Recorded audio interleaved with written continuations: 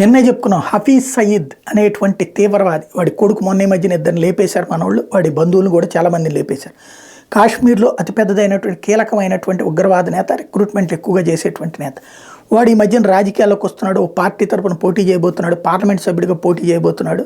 వాడు ఇంతవరకు లేడని చెప్పింది అమెరికా, యూరప్ దేశాలు, ఐక్యరాజ్య సమితి కూడా వాడిని ప్రపంచ ఉగ్రవాదిగా గుర్తించినాయి. గతంలో వాడిని కాపాడడానికి చైనా చేసినటువంటి ప్రయత్నాన్ని పక్కన పెట్టించి ఫైనల్గా వాడి తల మీద విలువ కూడా కట్టినాయి.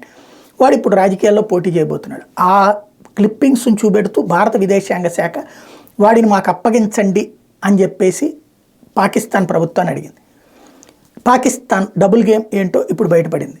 వాడు ఇంతవరకు లేడని చెప్పినటువంటి పాకిస్తాన్, వాడు ఉన్నమాట వాస్తవమే, కానీ మేము భారత్కి అప్పగించడం ఎట్లా కుదురుతుంది, ఎందుకంటే మాకు భారతదేశానికి మధ్యన నేరస్తుల అప్పగింత ఒప్పందం లేదు కదా, అట్లాంటప్పుడు ఎట్లా కుదురుతుంది అని చెప్పి కొత్త టెక్నికల్ పాయింట్ రైజ్ చేసింది. మరి అదే నిజమైతే మన మత్స్యకారులు వాళ్ళ దేశానికి వెళ్ళినప్పుడు, వాళ్ళ మత్స్యకారులు మన దేశానికి వచ్చినప్పుడు పరస్పరం ఇచ్చుకుంటున్నాగా.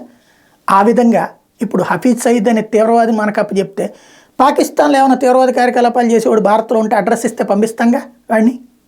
ఇక్కడే అసలు తేడా జరుగుతుంది.